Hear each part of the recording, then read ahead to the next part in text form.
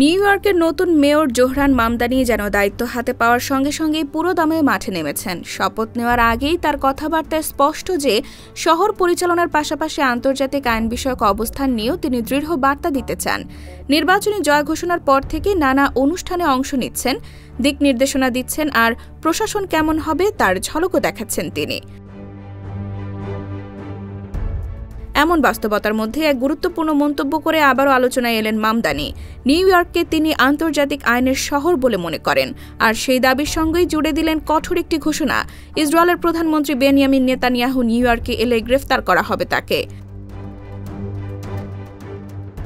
তার যুক্তি, আন্তর্জাতিক অপরাধ আদালত আইসিসি গাজায় গণহত্যার অভিযোগে নেতানিয়াহুর বিরুদ্ধে যে গ্রেপ্তারি পরোয়ানা জারি করেছে সেটি নিউ ইয়র্কেও বহাল থাকবে। আইসিসির ওই পরোয়ানায় নেতানিয়াহুর বিরুদ্ধে ইচ্ছাকৃতভাবে বেসামরিক মানুষের ওপর হামলা এবং যুদ্ধের হাতিয়ার হিসেবে ক্ষুধাকে ব্যবহার করার অভিযোগ রয়েছে। মামদানির দাবি, আন্তর্জাতিক আইনের প্রতি সম্মান দেখানো মানে এসব পরোয়ানা কার্যকর রাখা। এখন সেই ব্যক্তি নেতানিয়াহুই হন কিংবা অন্য কেউ, এমনকি ভ্লাদিমির পুতিনও হন।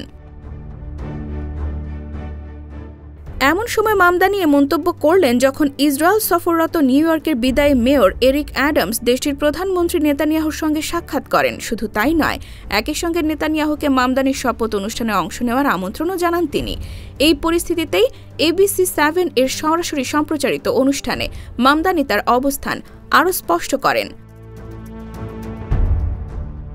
নির্বাচিত হওয়ার পর সামান্য কয়েকদিনের মধ্যেই এমন জোরালো অবস্থান নতুন মেয়রকে একদিকে জনপ্রিয় করেছে, অন্যদিকে এনে দিয়েছে ব্যাপক বিতর্ক। তবে তিনি যে আন্তর্জাতিক বিষয়েও নিজের নীতিগত অবস্থান থেকে সরে আসবেন না, এটি স্পষ্ট করে দিলেন জোহরান মামদানি।